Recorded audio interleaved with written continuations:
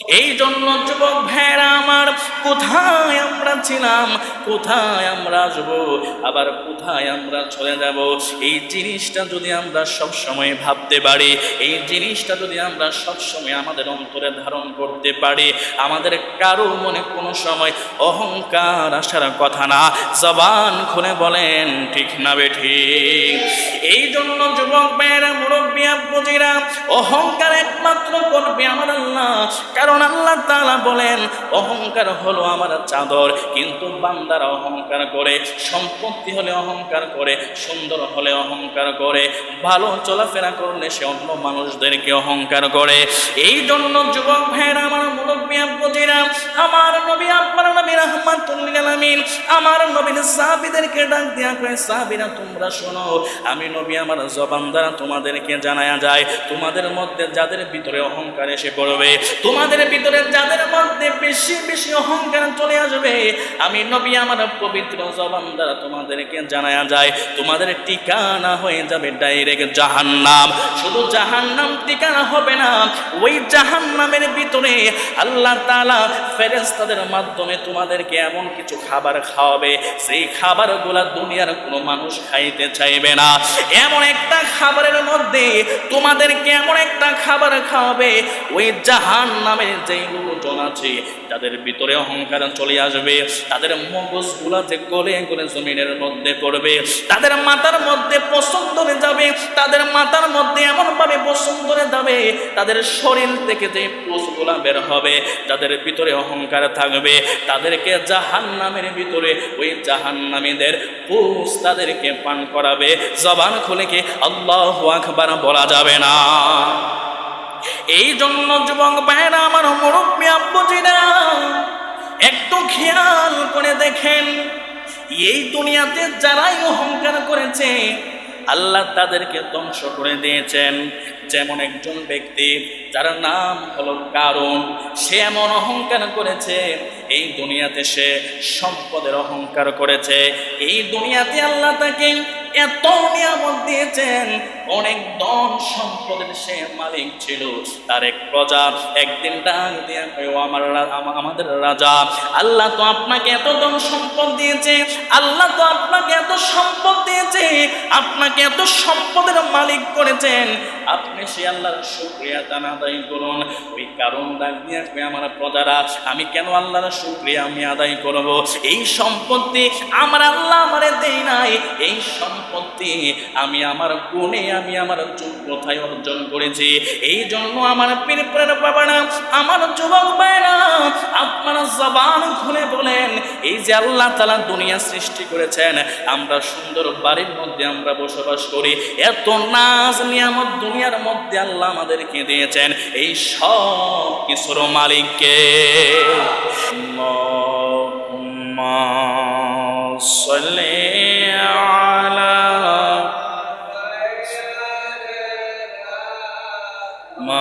মাওলানা মুহাম্মাদ ওয়া আলা আলি সাইয়্যিদিনা।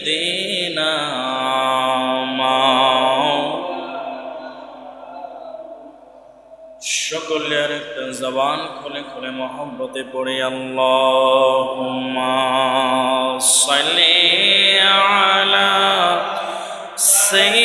সাইয়্যিদিনা মাওলানা মুহাম্মাদ ওয়া আলা আলি সাইয়্যিদিনা।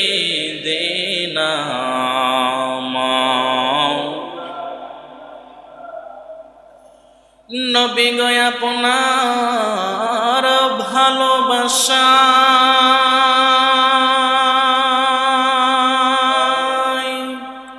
আল্লাহর ওলি হওয়া যায়। নবী গো আপনার ভালোবাসায় দোজখ হারাম হয়ে যায়। আল্লাহুম্মা সাল্লি আলা সাইয়্যিদিনা مولانا محمد وعلى آل سيدنا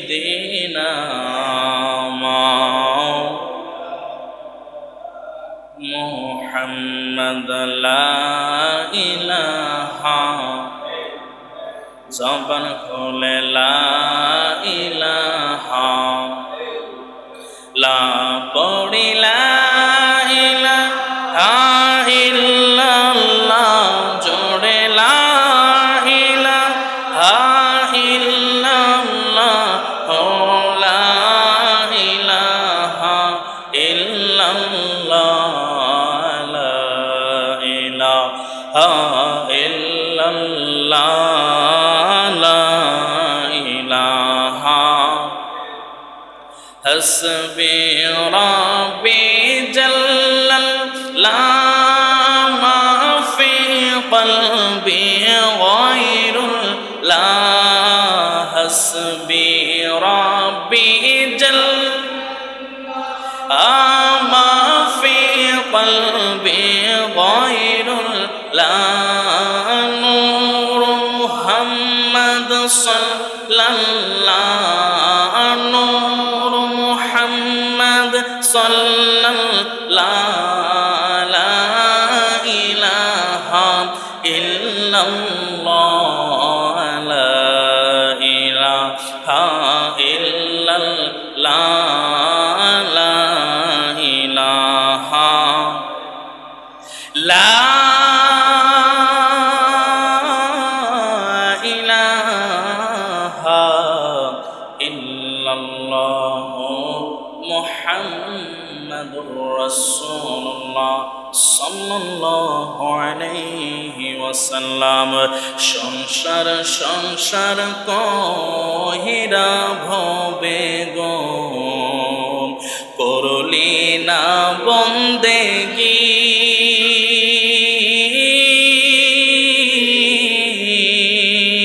কিভাবে কাটা আহিবি মনরে কবরের জিন্দেগি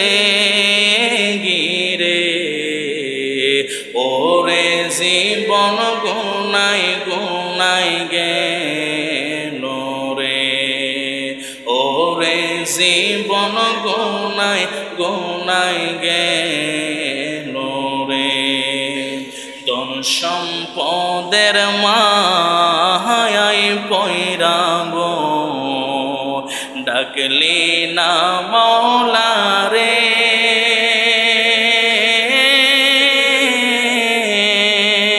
কি জানি কি উপায় হবে গো অন্ধকার কবরে রে ওরে জীবন গুনাই গুনাই গেল রে ওরে জীবন গুনাই গুনাই গেল রে নিঃশ্বাসের বিশ্বাস কইরা গো বাদলাম বাড়ি ঘর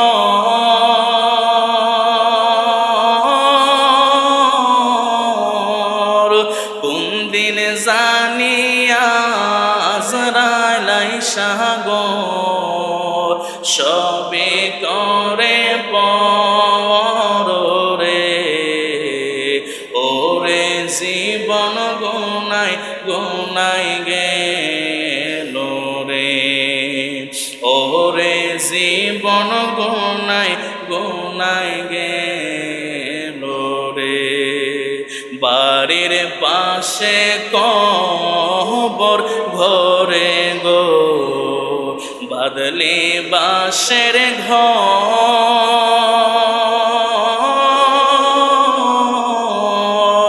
বায় নাই তোর বা আন্দব নাই গো কে লইব খবর রে ওরে জীবন গুনাই গুনাই গেল রে ওরে জীবন গুনাই কোনায় গেল রে।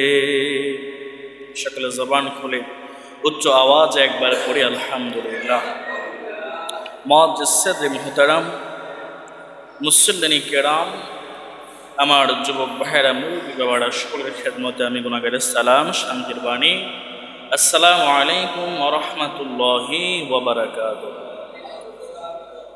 শুকরিয়া আদায় করি ওই মহান রব্বুল আলামিনের দরবারে যে আল্লাহ পাক আজকে আপনাকে আমাকে লক্ষ লক্ষ হাজার হাজার মানুষের ভিড় দেখে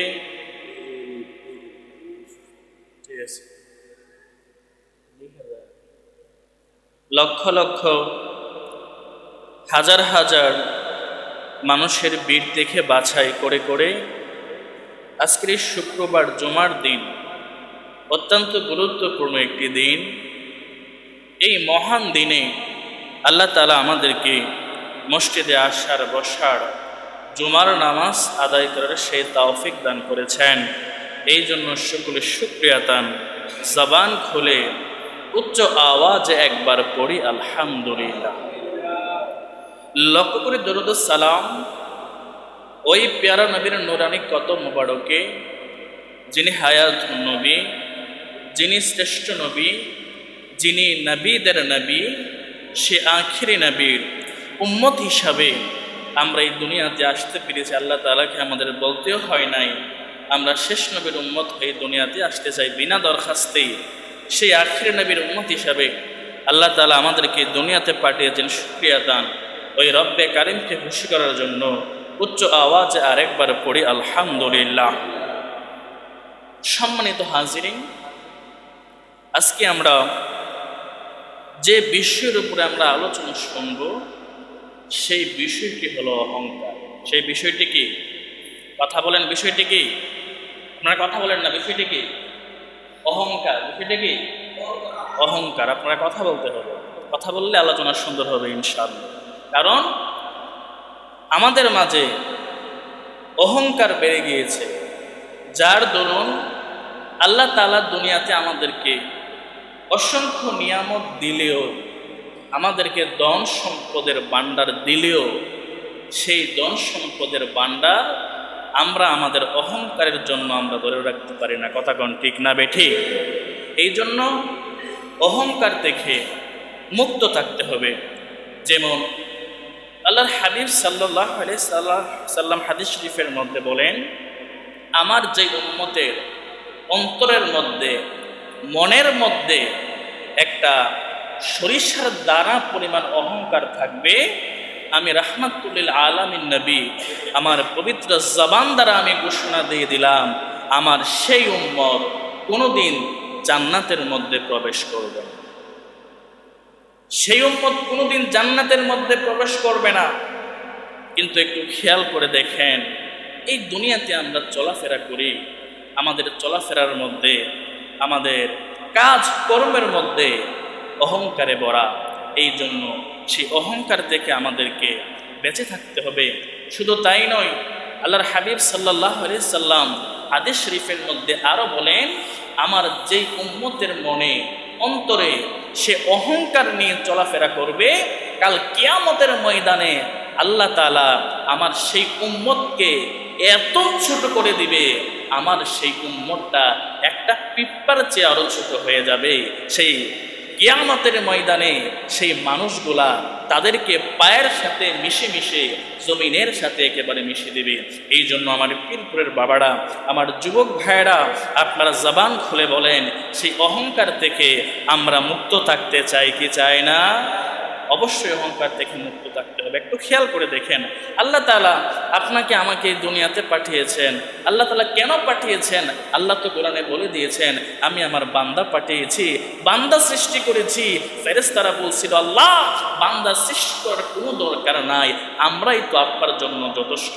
কিন্তু আল্লাহ আমাদেরকে মায়া করে, দয়া করে আল্লাহর প্রতিনিধি দুনিয়াতে পাঠিয়েছেন। আল্লাহর একটাই মাত্র উদ্দেশ্য, আমার বান্দারা আমি আল্লাহর গোলামি করবে, আমার বান্দারা যখন সেজদা দিবে, আমার বান্দারা যখন আমি আল্লাহকে আল্লাহ বলে ডাকবে, আমার বান্দারা যখন আমি আল্লাহর জিকির করবে, আমি আমার ফেরেশতাদেরকে বলবো, হে ফেরেশতারা, তোমরা তো বলছিলে এই দুনিয়াতে প্রতিনিধি না পাঠানোর জন্য, তোমরা তাকিয়ে তাকিয়ে দেখো আমার সেই বান্দারা আমার জিকির করছে, আমার সেই বান্দারা 5 ওয়াক্ত নামাজ পড়ছে, আমার বান্দারা আমি আল্লাহর তাসবিহ করছে। এই জন্য আল্লাহ তাআলা আমাদেরকে এই দুনিয়াতে পাঠিয়েছে একটাই মাত্র উদ্দেশ্য, আল্লাহর গোলামি করা। কিন্তু আমরা এমন হয়ে গিয়েছি, একটা সময় আমরা মোটামুটি ভালো চললেও একটা সময় পরে আল্লাহ তাআলা যখন আমাদেরকে রহমত দিয়ে ভরপুর করে দেন, আমাদের যখন অনেক সম্পদের মালিক আমরা হয়ে যাই, আমাদের ভিতরে একটা অহংকার তৈরি হয়। আগের বন্ধুর সাথে যে আমার যেই সময় অর্থ ছিল না, যেই সময় সম্পত্তি ছিল না, সেই বন্ধুর সঙ্গে আমি যেই মহব্বত নিয়ে চলেছি, সেই বন্ধুর সঙ্গে আমি যেই প্রেম ভালোবাসা নিয়ে চলেছি, আমাদের টাকা পয়সা হওয়ার পরে এমনও মানুষ দেখা যায় সেই বন্ধুকে বন্ধু বলে স্বীকৃতি দেয় না। কথা কোন ঠিক না বেঠি? এই জন্য আমার যুবক ভাইরা, সেই অহংকার থেকে আপনাকে আমাকে বেঁচে থাকতে হবে। আল্লাহ তাআলা পবিত্র কালামুল্লাহ শরীফে আমাদেরকে বিভিন্ন আয়াতের মাধ্যমে বারবার আমাদেরকে সতর্ক করেছেন। আসুন আমরা একটু সামনের দিকে যাই, সেই অহংকারের কি পরিণতি, সেই বিষয়ের উপর ইনশাআল্লাহ আজকে আমরা আলোচনা শুনবো। সকলে একটু দূরে সরে পড়েন, আল্লাহুম্মা সাল্লি সাইয়্যিদিনা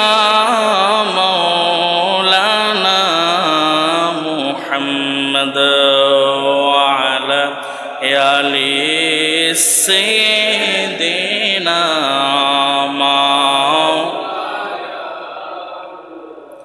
আমার যুবক ভাইরা, আমার পীরপুরের বাবারা, আমার যুবক ভাইরা, আল্লাহ তাআলা আপনাকে আমাকে দুনিয়াতে পাঠিয়েছেন আল্লাহর গোলামি করার জন্য।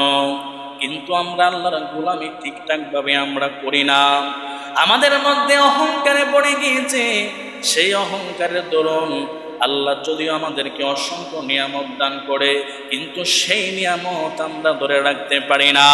আল্লাহ তাআলা পবিত্র কালামুল্লাহ শরীফের মধ্যে বলেন, মিনহা খালাকনাকুম ওয়া ফিহা নুঈদুকুম ওয়া মিনহা নুখরিজুকুম তারাতান উখরা।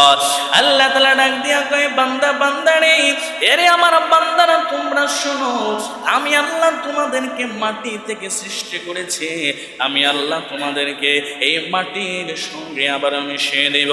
আল্লাহ ডাক দিয়া কয়, বান্দা বান্দারে, এরে আমার বান্দারা, আবার কাল হাসরের ময়দানে ওই বিচার দিবসে আমি তোমাদেরকে সেই মাটি থেকে উত্তোলন করব। জবান খুলে বলেন আল্লাহু আকবার।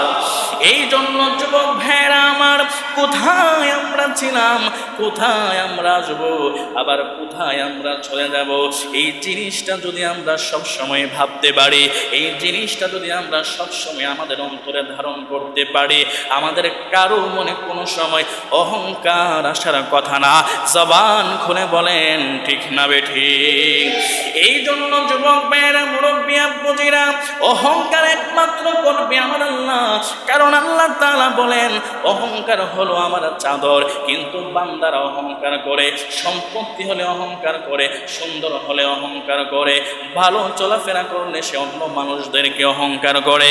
এই জন্য যুবক ভাইয়েরা, আমার মুরব্বী আব্বুজিরা, আমার নবী আপনার নবী রাহমাতুল লিল আলামিন আমার নবীর সাহাবীদেরকে ডাক দিয়া কয়, সাহাবীরা তোমরা শোনো, আমি নবী আমার জবান দ্বারা তোমাদেরকে জানায়া যায়, তোমাদের মধ্যে যাদের ভিতরে অহংকার এসে পড়বে, তোমাদের ভিতরে যাদের মধ্যে বেশি বেশি অহংকার চলে আসবে, আমি নবী আমার পবিত্র জবান দ্বারা তোমাদেরকে জানায়া যায়, তোমাদের ঠিকানা হয়ে যাবে ডাইরেক্ট জাহান্নাম।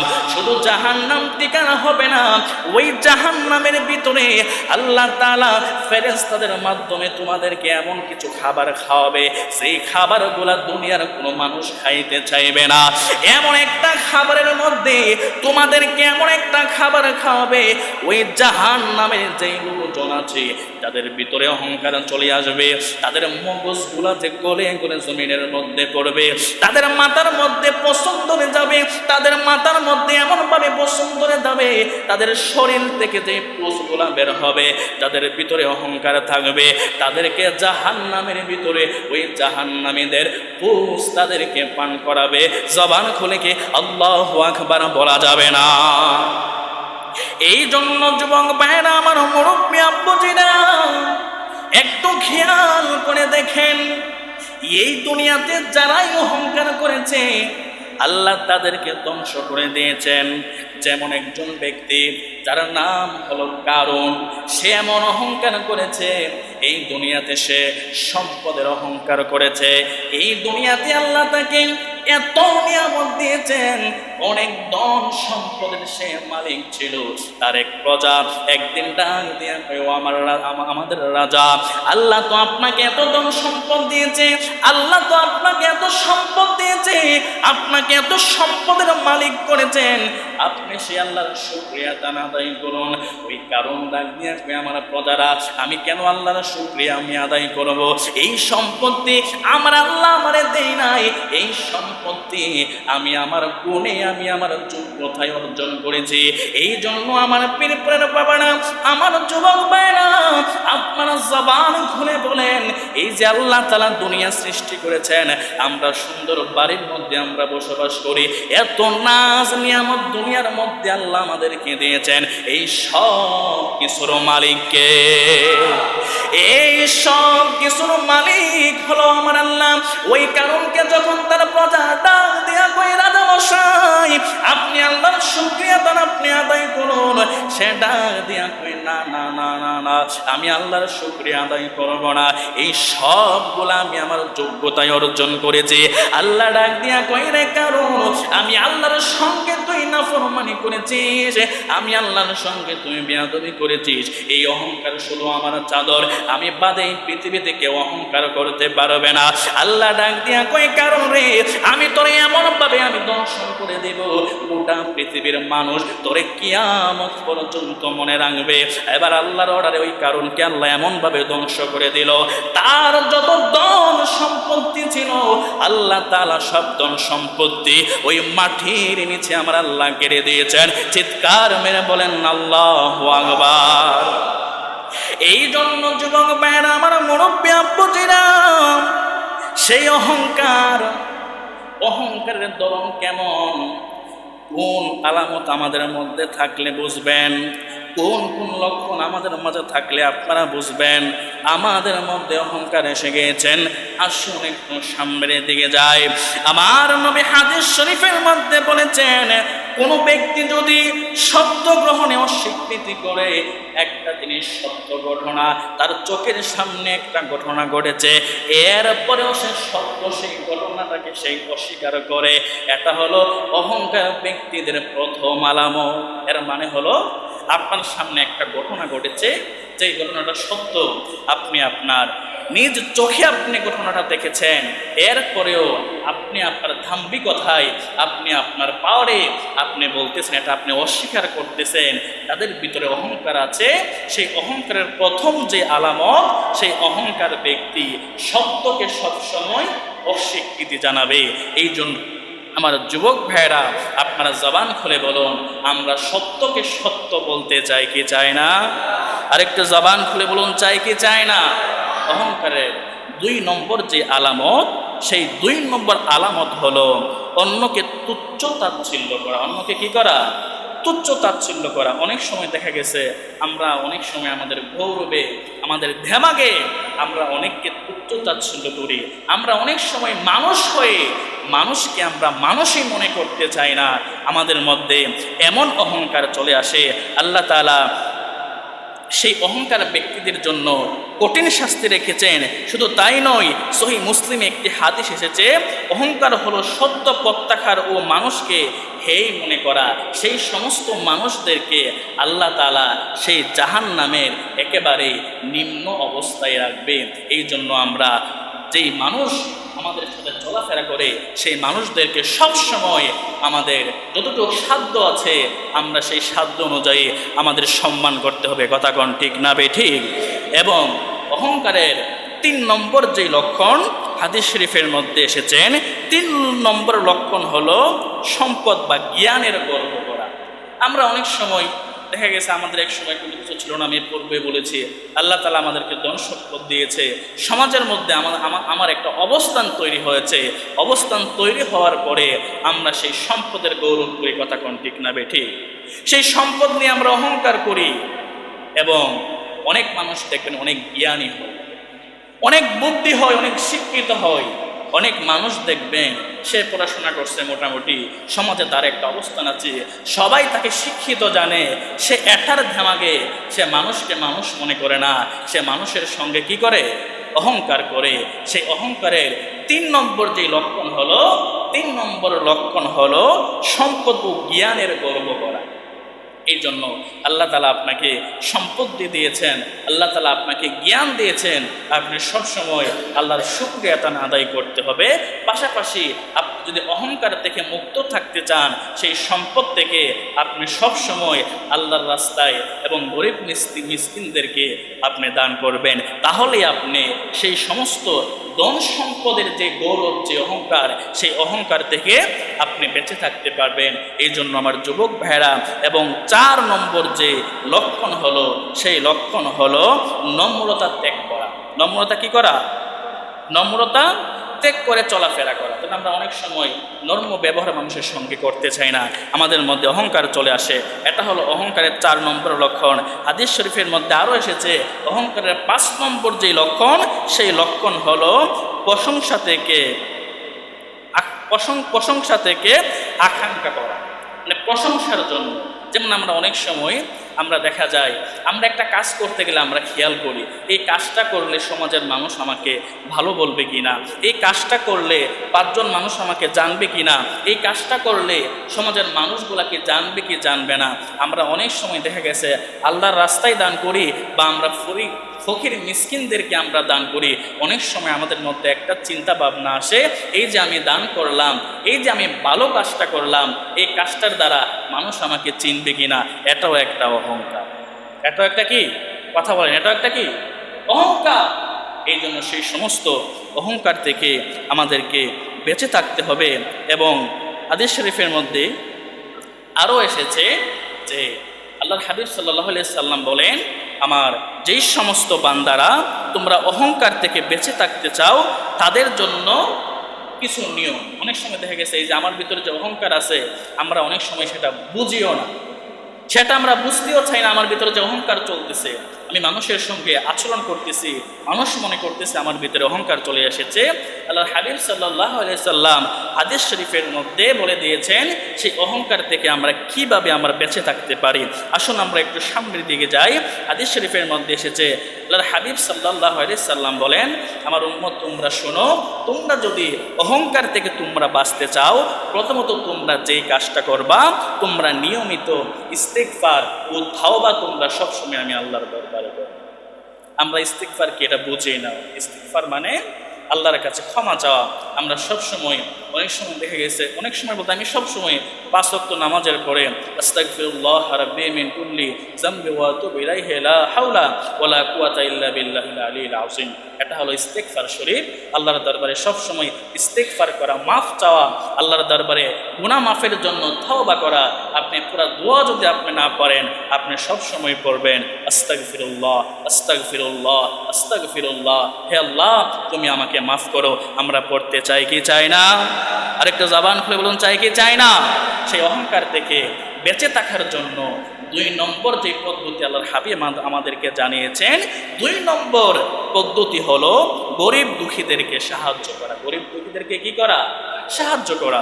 আপনার অনেক ধন সম্পত্তি আছে, আল্লাহ তাআলা আপনাকে নিয়ামত দান করেছেন, আপনার সেই অংশ থেকে আপনি সবসময় গরিব মিসকিনদেরকে আপনি দান করুন, তাহলে আপনার ভিতর থেকে অহংকার চলে যাবে। অহংকার মুক্ত হওয়ার 3 নম্বর যে পদ্ধতি আল্লাহর হাবিব সাল্লাল্লাহু আলাইহি সাল্লাম হাদিস শরীফের মধ্যে বলে দিয়েছেন, হে আমার উম্মত, তোমরা শোনো, তোমরা নম্রভাবে এই দুনিয়ার মধ্যে তোমরা চলাফেরা করো।